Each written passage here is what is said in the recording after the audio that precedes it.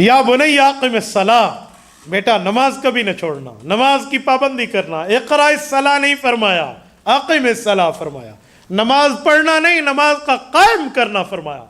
نماز پڑھنے کا معنی یہ ہے وہ کبھی پڑھ لی کبھی نہیں پڑھی، نہ کوئی عطا، نہ کوئی پتہ، نہ کوئی ٹائم کا پتہ، نہ کوئی وضو کا پتہ، نہ کوئی مسائل کا پتہ، نہ امامت، نہ جماعت، کچھ نہیں پتہ، بس ٹھیک ہے جنتے ویسے لوگ کوئی ایسا ویسے ڈنڈا چاہیے، جیسے ہمارے ہاں ترتیب ہے یہ نماز کا پڑھنا ہے۔ تو رب نے پڑھنے کی بات نہیں کی، نماز کے قیام کی بات کی ہے۔ قیام کا معنی تمہیں اوقات صلاۃ معلوم ہونے چاہیے، تمہیں غروب اور طلوع پتہ ہونا چاہیے، تمہیں جماعتوں کے ٹائم کے بارے میں علم ہونا چاہیے، تمہیں نماز کا اہتمام ہونا چاہیے۔ یہ ہے امر بالمعروف ونہی عن المنکر، نیکی کا حکم تیری ذمہ داری، گناہوں سے روکنا تیری ذمہ داری۔ اپنی ذمہ داری ایک بار زبان سے پوری کر دے، جتنی تیری اوقات ہے اتنی کر لے، برائی کے ساتھ نہ دینا، نیکی کا حکم کرنا سیکھ لو۔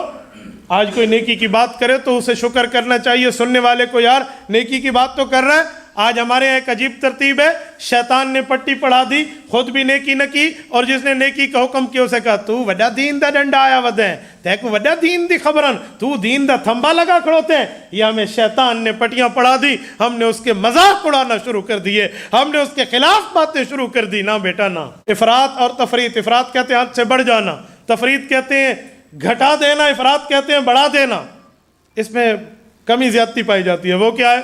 اب بھائی بہنوں سے لڑتے ہیں تو ہم نے یوں کرنا ہے، یوں نہیں کرنا، پھر مارنے پہ آ جاتے ہیں۔ بھائی تو بھائی ضرور ہے لیکن تیری بہن پہ تیری حکمرانی نہیں چلے گی، تیرے ابو کی چلے گی۔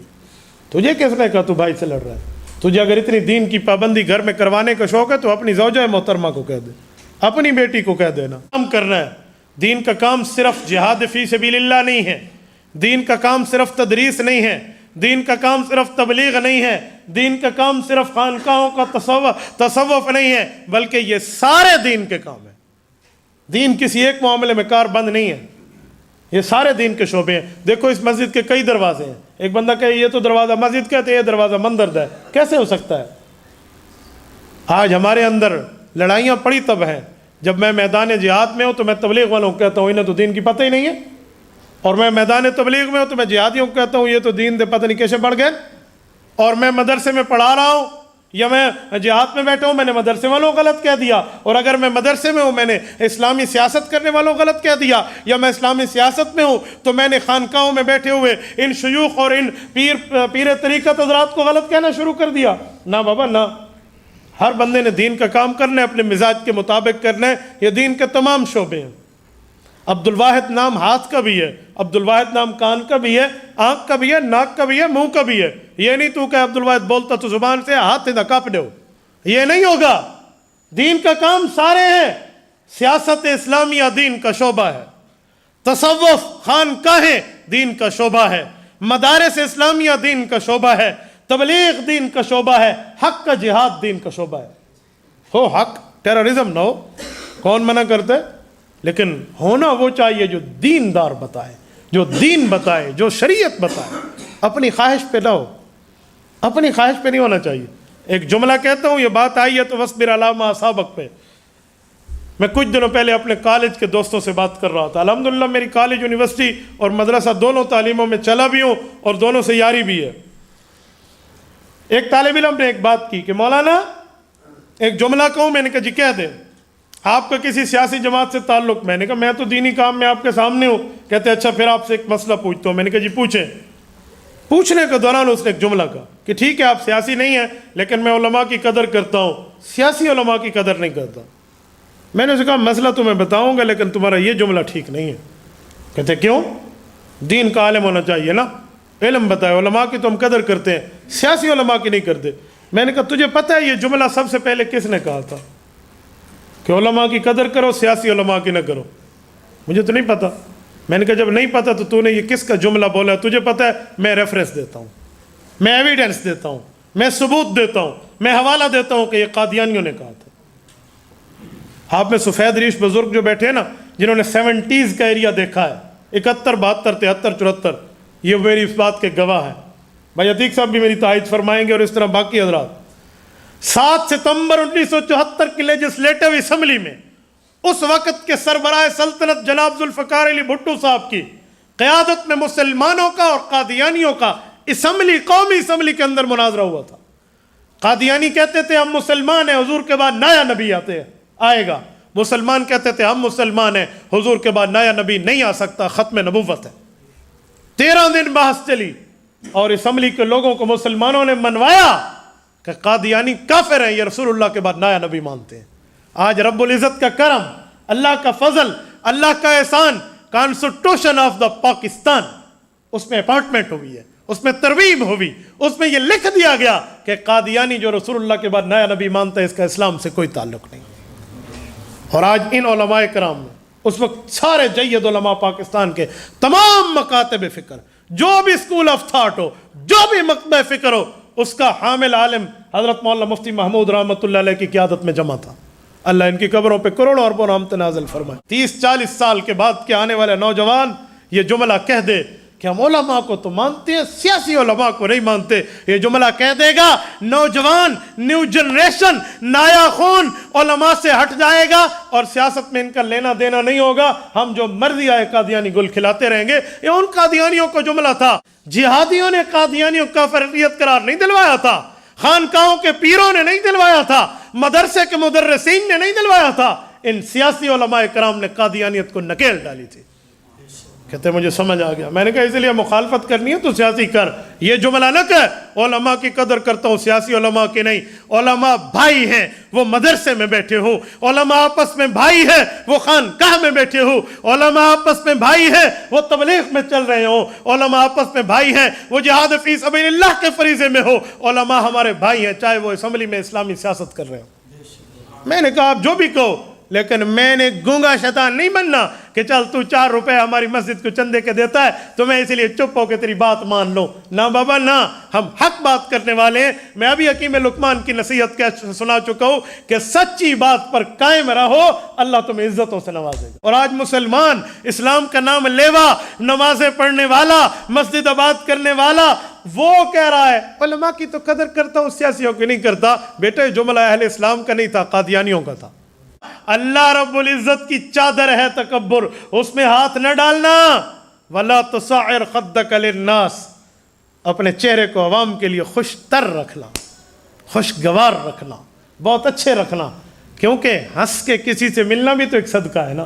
تو کہا اس صدقے کا متصدق رہنا, اور تیری چلنے کے انداز بھی لوگوں کو سمجھائیں. وہ کیا؟ وَلَا تَمْشِ فِي الْأَرْضِ مَرَحًا, تیرے چلنے کے انداز میں تکبر نہیں ہونا چاہیے, اترانا نہیں ہونا چاہیے, کسی کے اوپر اعتراض کرنا اور یوں چلنا جیسے میں یوں باقی کوئی نہیں. اللہ کے لیے جھک جانا کیا ہوتا ہے؟ رب العزت خود پسند کو اور اترانے والے کو, تکبر کرنے والے کو کبھی پیار کی نگاہ سے نہیں دیکھتے. یہ تکبر چھوڑ دے. وقصد فی مشیک, میانہ روی سے چلنا سیکھ, نہ زیادہ بھاگ کے جا اور نہیں زیادہ تو سست روش اختیار کر, بلکہ درمیانی چال میں چلنا سیکھ. اس کی وجہ کا وجہ کیا ہے؟ کہ بیٹا اس کی ایک وجہ یہ ہے کہ تیرے اندر وقار پیدا ہو جائے گا, تیرے اندر متانت, تمانیت پیدا ہو جائے گی. اس کے تحت علماء نے مسئلہ لکھا ہے کہ جماعت کی نماز کھڑی ہو, تم دور سے آ رہے ہو تو بھاگ کے نہ جاؤ کہ مجھے رکوع مل جائے. نہیں, بھاگ کے نہیں جانا, وقار سے, اطمینان سے, تسلی سے جاؤ. جتنی نماز مل جائے تو لے لو, جو رہ جائے اس کو کھڑا ہو کر بعد میں پورا کر لو. یہ حدیث پاک ہے. فرمایا بھاگ کے جماعت کی نماز میں آپ نے شریک نہیں ہونا. اس کے کئی فوائد ہیں, تو اسی لیے بھاگنے کو چھوڑیں, عزت اور احترام سے آئیں, وقار اور متانت سے آئیں, تاکہ پتہ چلے ہم دربار الہی, بادشاہوں کے بادشاہ کے دربار میں پیش ہونے آئے. عزت اور احترام سے ہو. وقصد فی مشیک وغضض من صوتک, وغضض من صوتک, اس کا معنی اونچا نہ بولو. اس کے تحت علماء نے سمجھایا کہ اونچا بولنے اور نہ بولنے کے کچھ قواعد ہیں. وہ کیا ہے کہ جب مجمع ہو اتنا اونچا بولو کہ ان کی ضرورت پوری ہو جائے, اتنا اونچا نہ بولو جس سے ضروریت سے بھی زیادہ ہو. ان کے معاملات کو یوں رکھ, نہ اتنا پھاڑ کے بولنا, اتنا آہستہ بول. بعض لوگ آہستہ آہستہ آہستہ چینگ چینگ کے لیندے, وہ آہستہ بولنا صوفیت سمجھتے ہیں. والا پوچھنا مجھے صحیح کیا کھاوے, یوں بھی نہ کرے, نہ کسی کو تکلیف نہ دے, یہ صوفی تھوڑی ہے. تو اتنا نہ آہستہ بولے نہ اتنا اونچا بولے, درمیانی بولے. وغضض من صوتک, اونچا بولو گے تو ان انکر الاصوات لصوت الحمیر, اونچا بولنا, غلط بولنا, برا بولنا تو گدھوں کی عادات ہوتی ہے. تم تو اشرف المخلوقات, تم تو انسان ہو, یہ ہمیں سمجھایا جا رہا ہے، غیرت دلائی جا رہی ہے، یہ مقام غیرت ہے۔ اونچے بولنے تو ہونی کی ہیں، آپ تو مسلمان ہو، آپ تو انسان ہو، آپ تو اللہ ابن آدم ہو، اولاد آدم ہونے کے اپنے معاملات کو دیکھو اور اپنے آپ کو ٹھیک رکھا کرو۔ اور میرے دوستو، یہ جو ابھی ایک آیت گزری ہے، یا بنیا انہا ان تکو، یہ جو آیت گزری ہے، مثقال حبۃ من خردل، کہ ایک رائی کے دانے کے برابر بھی کوئی نیکی یا برائی ہو، اور اب کی طاقت یہ ہے کہ اللہ اسے پوری زمین میں، پورے آسمان سے، پہاڑوں کی چٹانوں پر اسے ڈھونڈ کے لائیں گے اور لے کر آئیں گے اور تمہیں وہ دکھائیں گے۔ یہ رب کی طاقت ہے۔ اس کے تحت ہمارے علماء کرام نے لکھا ہے کہ کسی بندے کی کوئی چیز گم جائے تو اس کو دوبارہ ڈھونڈ لینے کا ایک وظیفہ ہے۔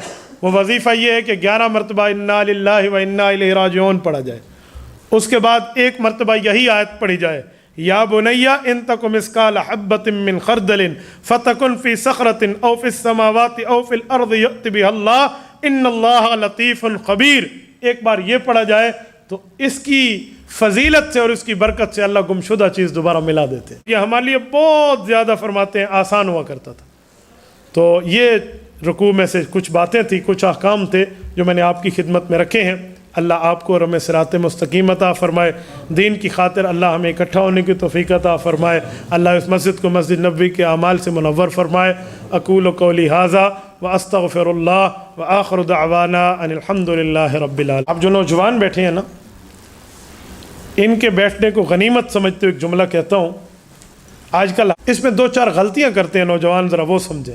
وہ غلطی کیا ہے؟ کسی قادیانی کو فرینڈ بنا لیا، کسی مرزائی کو فرینڈ بنا لیا، کسی ایسے بندے کو جو دین نہ پھیلاتا ہو، صرف دنیا پھیلاتا ہو، فحاشی اور یانی پھیلاتا ہو، گانے پھیلاتا ہو، ان جیسے کو اپنا فرینڈ اور دوست بنا لیا، ان کی چیزیں آپ کے وال پہ آنا شروع ہو گئیں۔ تو صرف آپ وہ گناہ گار نہیں ہیں، آپ بھی گناہوں میں حصہ ڈال رہے ہیں اپنا۔ اسی لیے اپنے فرینڈز میں، اپنے دوستوں میں، اپنے معاملات میں اپنی ریکویسٹ آنے اور ایکسیپٹ کرنے میں اپنے آپ کے معاملات کو معلوذ خاطر رکھیں، اور اس کو دیکھیں کہ کہیں میں گانا تو نہیں شیئر کر رہا، کہیں میں اہل باطل اہل کفر کی چیزیں تو نہیں شیئر کر رہا۔ اور آج کل انٹرنیٹ پہ ایسی مصیبتیں آئی ہوئی ہیں، یقین مانیں۔ بھائی عتیق صاحب، میں ایک جملہ کہتا ہوں، حضرات ذرا توجہ رکھنا۔ ایسے مرزائی آئے ہوئے ہیں جو مسلمانوں کے اندر گھس کے، توجہ رکھیں، مسلمانوں کے اندر گھس کے مسلمانوں والے جملے کہہ کے مسلمانوں کے عقیدوں پہ اوپر رندہ چلاتے ہیں۔ سناؤ، میں آپ کو ایک واقعہ سناؤں۔ لاہور کے کالج میں ایک پروفیسر صاحب مرزائی تھے، طالب علموں کو نہیں پتہ کہ یہ مرزائی ہے، قادیانی ہے، حضور کے بعد نیا نبی مانتا ہے۔ وہ روزانہ اسٹوڈنٹ اس کے بھاشن سنتے۔ وہ عنوان کیا اختیار کرتا؟ حضور علیہ السلام بڑے معاف کرنے والے تھے۔ لوگ کہتے جی ٹھیک ہے۔ 2-4 دن بعد آپ علیہ السلام بڑے دل والے تھے، حضور علیہ السلام کسی کو کچھ نہیں کہتے تھے۔ اس طرح کی اچھی اچھی باتیں سنا کے نا، وہ کہنا یہ چاہتا تھا کہ قادیانیوں کو کچھ نہ کہو، گستاخ رسول کو کچھ نہ کہو، جو اللہ کو، رسول کو، ان کو گالیاں دیں، ان کو خیر معاف کرنا سیکھو۔ وہ یہ کہنا چاہ رہا تھا۔ تو طلبہ سمجھ گئے جو حضور بڑے خوش قسمت تھے، تو آج کل تو آنکھیں سرخ ہو جاتی ہیں، ایسے نہ ہوا کرو، بس گستاخان رسول بھی ساتھ دیں، اللہ ان کو ہدایت دے، معاف، اس طرح کی بات۔ تو ایک طالب علم کسی ہم جیسے کے پاس آئے، 2-4 باتیں سمجھی اور دوسرے دن کلاس پہ پہنچ گیا۔ استاد نے حسب معمول یہ باتیں شروع کی تو کھڑا، اس نے کہا سر ایکسکیوز می۔ میں نے کہا جی بیٹا کہیں، اجازت ہے؟ کہا سر ایک جملہ کہوں؟ جی ہاں۔ نیور مائنڈ، پریشان نہ ہونا۔ جی نہیں سر، آپ تو بہت کتے کے بچے ہیں۔ یہ اسٹوڈنٹ نے کہا۔ کلاس کا ماحول حیران، سخت ہو گیا۔ انہوں نے کہا سر آپ تو خنزیر کی اولاد ہیں، آپ تو گدھے ہیں، اپنی شکل دیکھو لومڑ جیسی، اوے بے ایمان فلاں، اس طرح استاد کو کہا۔ استاد کی تو آنکھیں سرخ، وہ تو ایسے پھول گیا جسم، اور وہ پکڑنے کے لیے اس کو آیا تو طلبہ درمیان میں پڑے، چھڑ ہو گیا۔ تو اسٹوڈنٹ نے کہا سر بڑا دل کریں، معاف کرنا سیکھیں، عزت احترام کرنا سیکھیں، حضور علیہ السلام معاف کیا کرتے تھے۔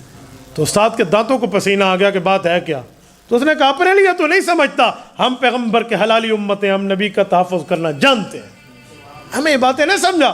اس طرح کی باتیں آپ کے فرینڈز میں آئی ہوئی ہوں گی، آپ کے فیس بک وال پہ ہوں گی، ذرا خیال سے رکھا کرو۔ الحمدللہ رب العالمین والعاقبۃ للمتقین والصلاة والسلام علی سید الرسل وخاتم النبیین۔